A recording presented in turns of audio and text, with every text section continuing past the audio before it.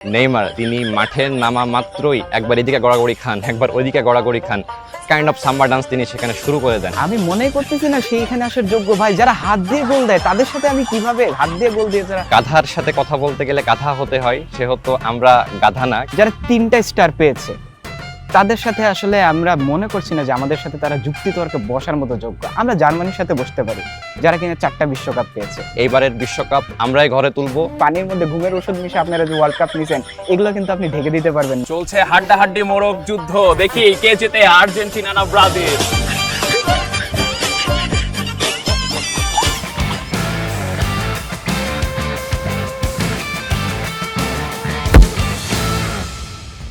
Dear audience, আসসালামু আলাইকুম। চলছে ফিফার উত্তেজনা।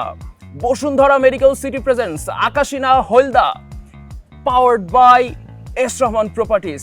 আপনারা দেখছেন বাংলাদেশ প্রতিদিনের মাল্টিমিডিয়া প্ল্যাটফর্মে। আমি সোহাগান নাফিস আছি আপনাদের হোস্ট হিসাবে, রেফারিও বলতে পারেন। আমার সাথে আছে দুইজন ডাইহার্ড ফ্যান। আমার ডানে আছে হলদা ভক্ত, that is the Brazil fan. আপনার নামটা একটু বলবেন প্লিজ।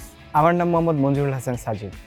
আর আমার বামে আছে দ্য ডাইহার্ড আর্জেন্টিনা ফ্যান। আপনার নামটা একটু বলবেন প্লিজ। আমার নাম S M Rudra Rahman. That's it, আমরা জেনে গিয়েছি তাদের নাম। এখন আমরা চলে যাই আমাদের টস রাউন্ডে এবং দেখব যে আসলে আজকে কথা বলার সুযোগ কে প্রথমে পাচ্ছে। আপনারা কি প্রস্তুত টস রাউন্ডের জন্য? অবশ্যই। আমাদের টস রাউন্ডটা হবে হচ্ছে একটি চ্যালেঞ্জ রাউন্ড। এই চ্যালেঞ্জ রাউন্ডটা হবে একটু ডিফারেন্ট। আমরা আজকে আপনাদেরকে একটা চ্যালেঞ্জ দিব, আর সেই চ্যালেঞ্জটা হচ্ছে আপনাদেরকে একটা কক ফাইট খেলতে হবে, দ্যাট ইজ দ্য মোরগ যুদ্ধ। আপনারা কি প্রস্তুত? অবশ্যই। যে শেষ পর্যন্ত টিকে থাকতে পারবে সেই কিন্তু প্রথমে কথা বলার সুযোগ পাবে। So let's start the challenge round.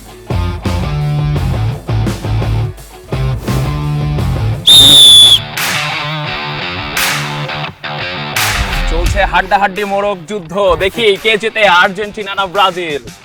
কোন ভক্ত আগে দেখাতে পারে তাদের স্ট্যামিনা, কে জিতে শেষ পর্যন্ত। ও মাই গড, দেখি সবাই চেষ্টা করছে, কেউ হার মানছে না, কিন্তু কাউকে না কাউকে তো হার মানতেই হবে। That's it, and we got the toss round winner, that is the Brazil winner. So প্রথমেই কথা বলার সুযোগ পাচ্ছে ব্রাজিল উইনার। চলুন তাহলে চলে যাই আমাদের নেক্সট রাউন্ডে, দ্যাট ইজ তুখোর বিতর্ক রাউন্ড।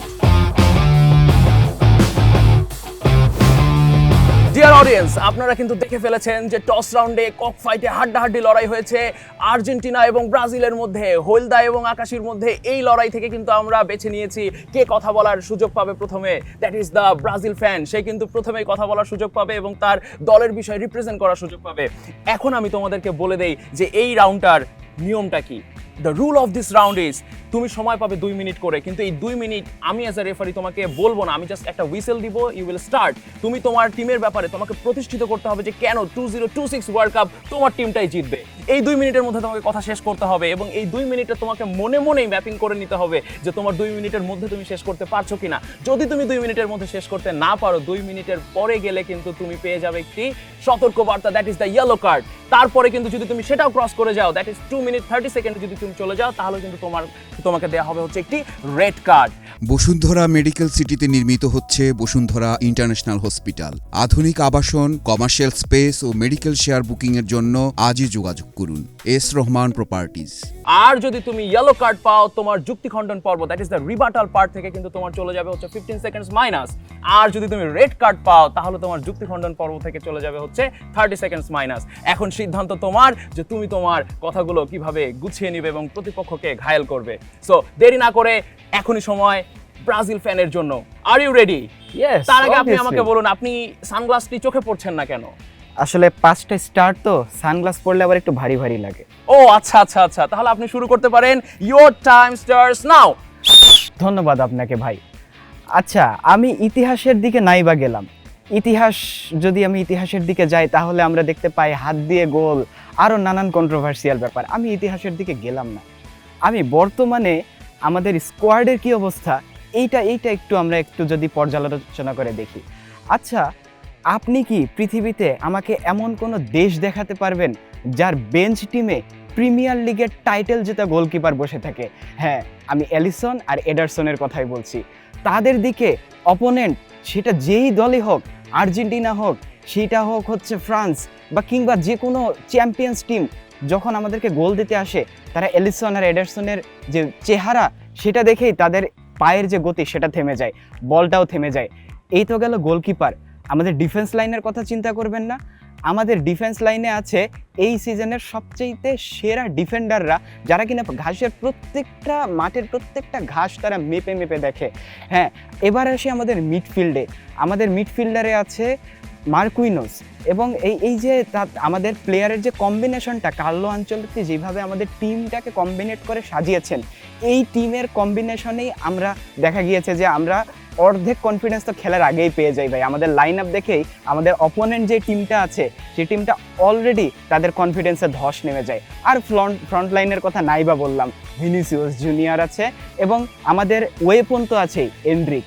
তো সবশেষে আমি অতীতের ইতিহাস, কে কয়বার কাপ জিতেছে এই পর্যালোচনা করলেও দেখা যাবে আমার টিমে গিয়ে, এবং বর্তমানের ট্যাকটিক্স, বর্তমানের প্লেয়ার, বর্তমানের কোচের যে ট্যাকটিক্স সব কিছু মিলিয়ে আমার টিমই এবারে বিশ্বকাপ জেতার একমাত্র দাবিদার রাখে। আপনাকে অসংখ্য ধন্যবাদ। অসংখ্য ধন্যবাদ ব্রাজিল ভক্তকে। আপনার হাতে এখনো 10 সেকেন্ড সময় ছিল, আপনি 10 সেকেন্ড আগেই শেষ করে দিয়েছেন। সেটা আপনার ব্যর্থতা, আমি জানি না। এই 10 সেকেন্ড হয়তো আমি বেশি আর্জেন্টিনা ফ্যানকে দিতে চাই। আপনি কি প্রস্তুত? অবশ্যই। তাহলে এখন আমরা চলুন শুনি আর্জেন্টিনা ভক্ত, দ্যাট ইজ দ্য আকাশী ভক্তের কথা। উনি আসলে কি বলতে চায়, কি প্রতিষ্ঠা করতে চায়, এবং আপনার কেন মনে হয় যে এইবারের ওয়ার্ল্ড কাপ আর্জেন্টিনাই ঘরে তুলবে? এবারের ওয়ার্ল্ড কাপ কেন সেকেন্ড ডিফেন্ডার্স ওয়ার্ল্ড কাপ হবে, একটু প্লিজ আমাকে জানাবেন। And your time starts now. এবারের বিশ্বকাপ কেন আর্জেন্টিনায় ঘরে তুলবে এটা নিয়ে আমি একটু বলি। প্রথমে এই যে আমাদের জার্সির যে রংটা আকাশী এবং সাদা, আকাশী কালার মানে এটা আকাশের একটা কালার। আমরা সবসময় আকাশের ওপর থেকে খেলতে পছন্দ করি। সবচেয়ে বড় কথা, আমাদের দলের যিনি প্রধান খেলোয়াড় লিওনেল মেসি, LM10 গোট নিয়ে আপনারা যতই হাসাহাসি করেন না কেন ভাই, তিনি কিন্তু সত্যি একজন গোট। তিনি যখন মাঠে নামেন, তার পায়ে যখন বল থাকে, তখন আপনাদের অনেক প্লেয়ারকে দেখা যায় তারা ভয়ে অলরেডি পিছুপা হয়ে যায়। সেহেতু এতে সন্দেহের কোনো অবকাশ নেই, এইবারের বিশ্বকাপ আমরাই ঘরে তুলব। তবে আমি আমার ব্রাজিল ভক্ত ভাইকে একটা প্রশ্ন করতে চাই, সেটা হচ্ছে যে এই যে আপনারা হেক্সার স্বপ্ন দেখেন ভাই, যে 4 বছর পরে হেক্সা আসবে, 4 বছর পরে হেক্সা আসবে, কিন্তু ভাই সত্যি কথা বলতে 2002 সালে যারা জন্মগ্রহণ করেছিল তারাও এতদিনে ভোটার হয়ে গিয়েছে, কিন্তু আপনাদের হেক্সা সে স্বপ্ন কিন্তু এখন পর্যন্ত পূরণ হলো না।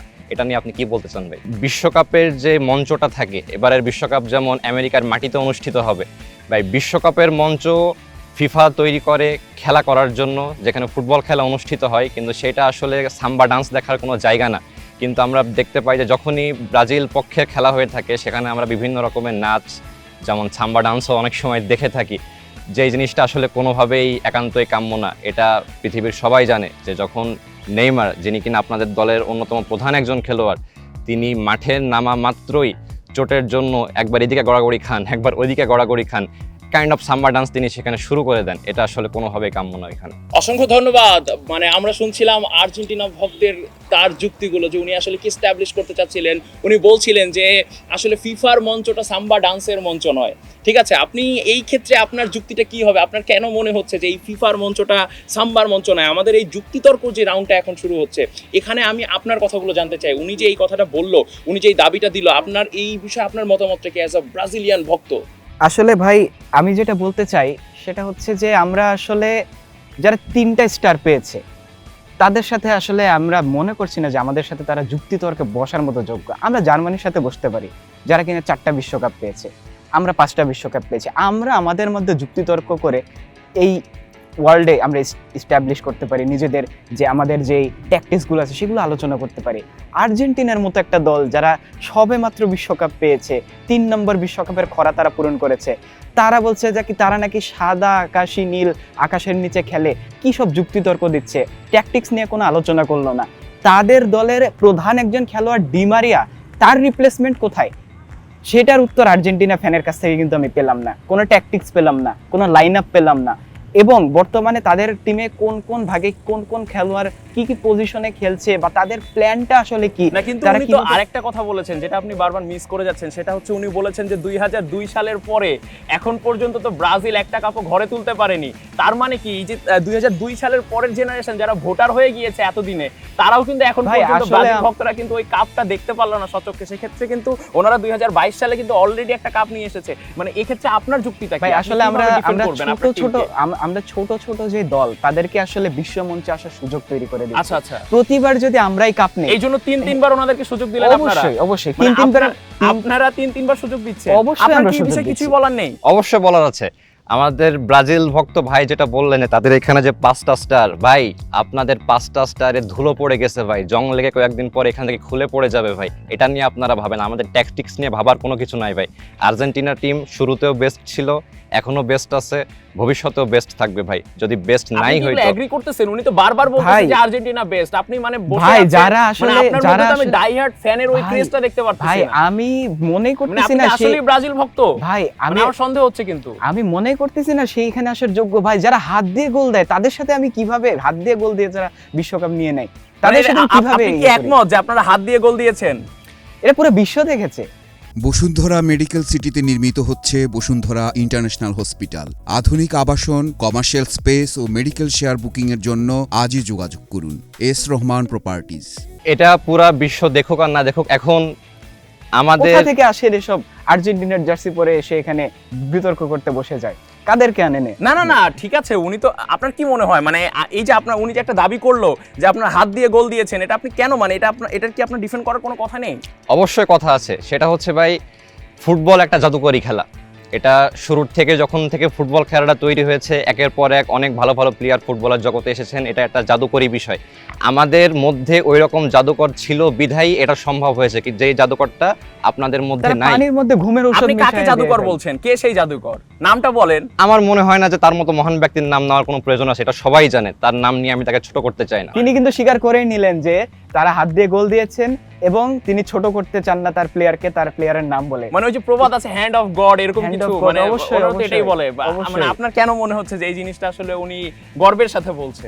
গর্বের সাথে বলছে। তারা আসলে এই যে 3টা কাপ, তো ভাই মনের ভিতরে কষ্ট যে কেন আমরা 5-এর ঘরে 4-এর ঘরে পৌঁছাতে পারছি না। এই কষ্ট থেকে তারা আসলে যেই জিনিসটা নিয়ে তাদের লজ্জা করা উচিত, তারা এই জিনিসটাকে গ্লোরিফাই করছে। আসলে এটা তাদের ব্যর্থতা ভাই। ভাই আপনাদের 7 আপ পাওয়ার কাহিনী কিন্তু খুব বেশি দিন হয় নাই। আমি ভাই, মনে করি যে এখনো ফুটবল হয়তো বা হচ্ছে যখন গোলের আপনাদের খেলা ভাই। জার্মানির কথা মনে হয়, আপনাদের কি ভাই জ্বর চলে আসে আপনাদের তখন, তাই না? ভাই ফুটবল হচ্ছে গোলের খেলা ভাই। একটা দল গোল দিবে, আরেকটা দল গোল খাবে।